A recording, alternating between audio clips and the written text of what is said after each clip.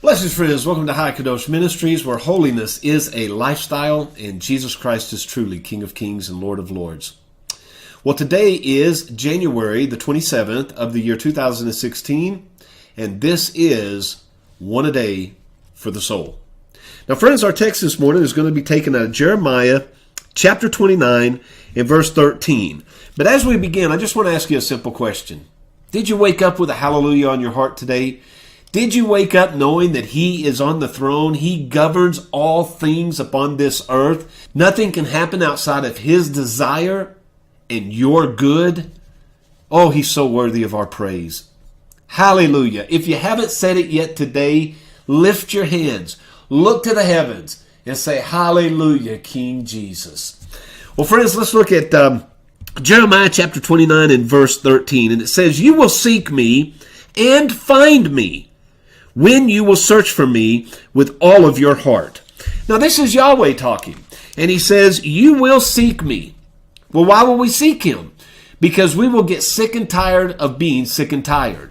We will come to the end of our rope. We will hit rock bottom. And we will see that all that we have planned, all that we have dreamed, all that we have done on this earth has been for naught until we cast all of our attention, all of our focus, all of our desire, all of our plans upon our King and His kingdom.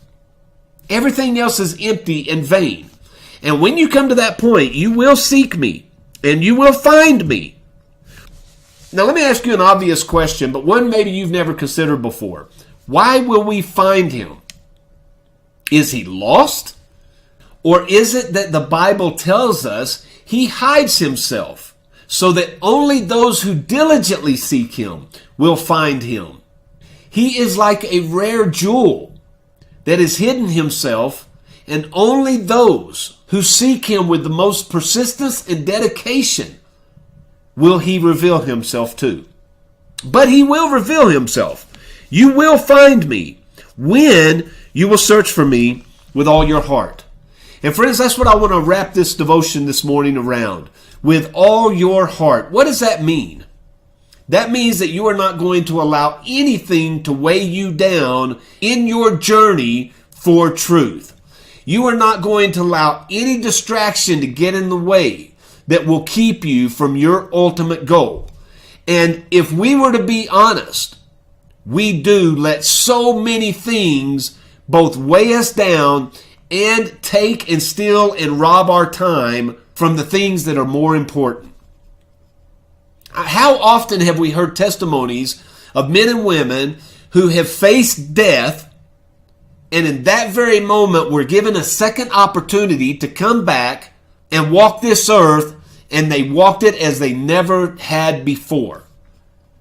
Everything that they do now is with a different understanding, because they were so close to the brink of death and stepping over to the other side that now they value life in a way that most people absolutely miss on a day-by-day basis. They relish the simple things of this life, and most of us are not even aware that they exist on a daily basis simply because we neglect to see them day after day after day after day. So again, friends, let's look at our text. You will seek me, says Messiah, says the Almighty, says Most High, and you will find me. When? Key word. When you do this, when you search for me with all your heart.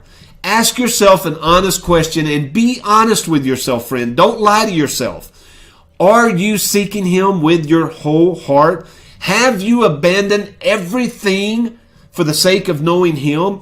Do you understand that the more you rid yourself from in this life, the closer you get to Him, the more room you make for Him?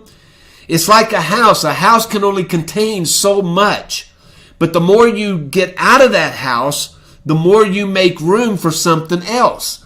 And there's so much stuff that we have placed in our house, in our bodies, over time, in our minds, over time, that we allowed to take up room. And as we get those things out of our lives, He has room to come in and occupy. He will fill us with things that we think are unimportant because we are so patterned to the idea of this world, the physical things, the material things of this world. But when we remove those things out of our lives, now we make room for spiritual things, and our eyes are opened and we begin to see the difference between the material and the spiritual, maybe for the first time ever. So friends, I encourage you today, ask yourself, take inventory of your life, write it down on a piece of paper. What are the things that you've made room for that you could eliminate, and that He will come in greater essence and occupy your life? Or like John the Baptist said, less of me, more of Him. Which means more of me, less of Him. How much of Him do you want in your life today? Not yesterday, it's gone. Not tomorrow, it may never come. How much of Him do you want today? Well, then make room for Him, friends. Now, as Yahweh wills, and until tomorrow, I'll see you on the next video.